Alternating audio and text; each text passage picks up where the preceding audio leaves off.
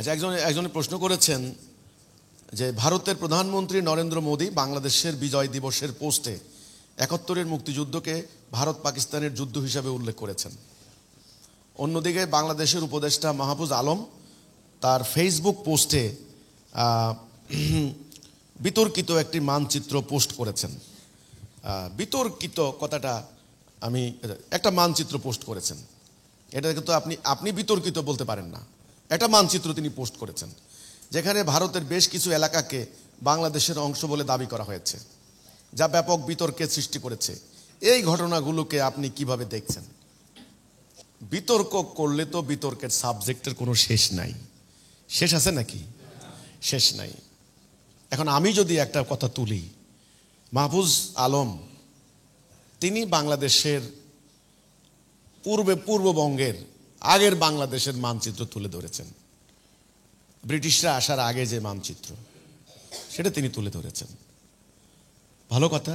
তাই আমি যদি তুলে ধরি, আমাদের আন্দোলনের প্রতিষ্ঠাতা এমামুজ্জামান জনাব মোহাম্মদ বাইজিদ খান পন্নী, ওনাদের পূর্বপুরুষ সুলতান দাউদ খান কর রানী, তার পূর্বপুরুষ সুলতান সুলাইমান খান কর রানী, সুলতান তাজ খান কর রানী, সুলতানি আমলের কথা। ওই সময় বাংলার স্বাধীনতার জন্য 1576 সালে রাজমহলের যুদ্ধে মোগল সেনাবাহিনীর বিরুদ্ধে লড়াই করে নিজের মস্তক দিয়েছেন, আত্মদান করেছেন। তাহলে বাংলাদেশের স্বাধীনতার সংগ্রাম মানে দিল্লির আধিপত্যবাদের কথা বলা হচ্ছে। দিল্লির আধিপত্যবাদের বিরুদ্ধে লড়াই তো আজকের না, সে 1576 সালের ঘটনা। তারও আগেও তো হয়েছে। এখন আমিও তো একটা মানচিত্র প্রকাশ করতে পারি আমাদের ইমামুজ্জামানের আদর্শের উত্তরাধিকারী হিসাবে, যে বাংলা, বিহার, উড়িষ্যার সালতানাত আমাদের। বলতে পারি না? যুক্তির কথা বলি। ওইদিকে ঝাড়খণ্ড, ওইদিকে টান্ডা, ওইদিকে বিহার রাজ্য, ওইদিকে উড়িষ্যা, এ সম্পূর্ণটাই ছিল তৎকালীন সুবা বাংলার প্রদেশ। সুবা বাংলা হয়েছে মোগল আমলে, তার আগে ছিল স্বাধীন বাংলা। মোগল সম্রাট দাবি করেছিলেন আমাকে ট্যাক্স দিতে হবে, কর দিতে হবে। সুলতান দাউদ খান কর রানী, ওনার বাবা কিছুটা রাজি ছিলেন, কিন্তু ওনার ইন্তেকালের পরে সুলতান দাউদ খান কর রানী বলেছেন, নো, দিল্লির বৈশ্যতা স্বীকার কেন করব? দিল্লির সম্রাটকে কেন কর দিব? আমার কি সৈন্য সামন্ত কম আছে নাকি?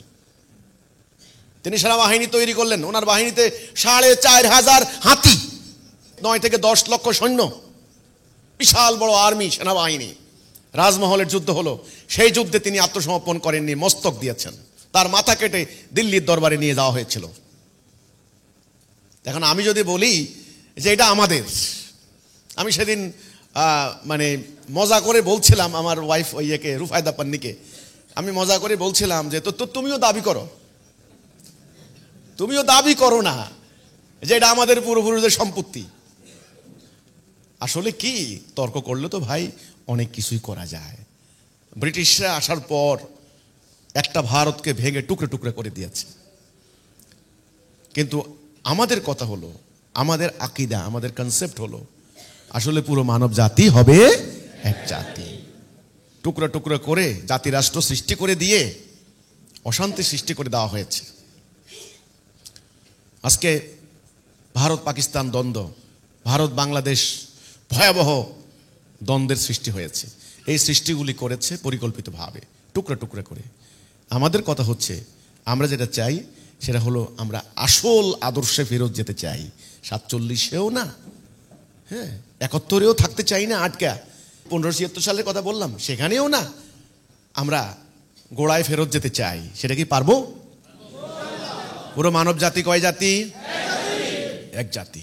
আমরা ভাই ভাই। নরেন্দ্র মোদী আমার ভাই, মিস্টার পুতিন আমার ভাই, মিস্টার ডোনাল্ড ট্রাম্প আমার ভাই, শি জিনপিং আমার ভাই, আমাদের ডক্টর ইউনূস সাহেব উনি আমার চাচা হন আর ভাই হন, ভাই। আমরা এক জাতি, ওয়ান নেশন। এই যে বিশ্ব জাতিসত্তা, বিশ্ব ভ্রাতৃত্ব, বিশ্ব মানবতা, সেটা প্রতিষ্ঠা করাই হলো আমাদের উদ্দেশ্য। সীমানা নিয়ে মারামারি করার উদ্দেশ্য নয়, আর করতে চাই না। এখন আমরা একটা মানচিত্র বানাই, ওরা আবার আরেকটা মানচিত্র বানায়। ওরা ওই যে সাবেক 47-এর আগের মানে মানে সুবা বাংলার এর আগের আরেকটা মানচিত্র বানায়, মহাভারত। তাদের সেই ভারতের মানচিত্রে মিয়ানমার আছে, থাইল্যান্ড আছে, আপনার এখানে নেপাল আছে, ভুটান আছে, শ্রীলঙ্কা আছে, এগুলো সমস্ত পাকিস্তান, আফগানিস্তান ইত্যাদি নিয়ে তারা আবার একটা এই যে ভারতে বৌদ্ধ হিন্দুত্ববাদী সংগঠন আছে, বজরং দল আছে, তারপরে দিয়ে হলো বিশ্ব হিন্দু পরিষদ আছে, তারপরে দিয়ে হলো RSS আছে, এই ধরনের বহুত সংগঠন আছে, আমি নাম জানি না, কোনোটা আঞ্চলিক কোনোটা জাতীয় সংগঠন ওদের। ওরাও আবার দেখবেন এরকম বহুত মানচিত্র বানায়। ওই মানচিত্রের মধ্যে বাংলাদেশের নামও নাই, অস্তিত্বও নাই, পাকিস্তানের নাম নাই, অস্তিত্বও নাই। এরকম তো মনে মনে সবাই মন কলা খায়। তো ভাই আমার কথা হচ্ছে, ভাই এই দ্বন্দ্ব সংঘাত অচিরে বন্ধ হওয়া দরকার। আমি দেখলাম একটা অসুস্থ জাতীয়তাবাদ মাথাছাড়া দিয়ে উঠছে। আল্লাহ রাসূলের হাদিস, যে জাতির জন্য মানে গোত্রের জন্য জীবন দিল, গোত্রের জন্য প্রাণ দিল, সেই ইসলামের কেউ নয়। তো অসুস্থ জাতীয়তাবাদ মাথাছাড়া দিয়ে উঠছে, এটা অশনি সংকেত এই ভারতবর্ষের জন্য। তাহলে হিজবুত তাওহীদ একটা বিশ্ব জাতিসত্তা তৈরি করার জন্য সংগ্রাম করছে। হ্যাঁ, সীমানা যে মানচিত্র আমরা দেখতে পাচ্ছি, ওরাও আবার আরেকটা মানচিত্র প্রকাশ করছে। তো এই ধরনের খণ্ডিত খণ্ডিত খণ্ডিত খণ্ডিত মানচিত্রে আমি বিশ্বাস করি না।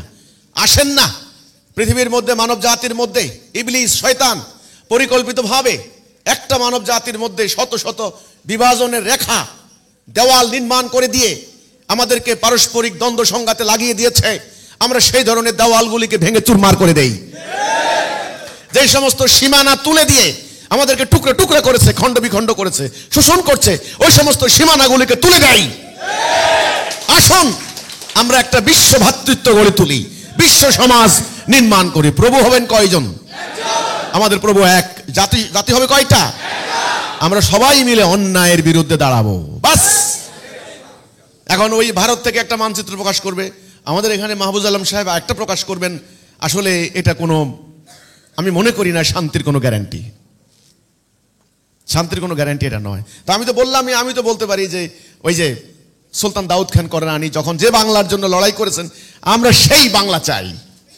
আমি বলতে পারি না সেটা? আমি বলতে পারি। ইমামুজ্জামান জনাব মোহাম্মদ বাইজিদ খান পন্নী সেই বংশের 13তম অধস্তন পুরুষ, আজও তিনি গোড়াইতে সাহিত্য আছেন।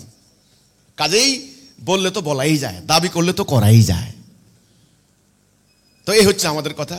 আসুন খণ্ডিত মানচিত্র নয়, সমগ্র বিশ্বটাকে আমরা একটা সমাজে পরিণত করি, এই কথা।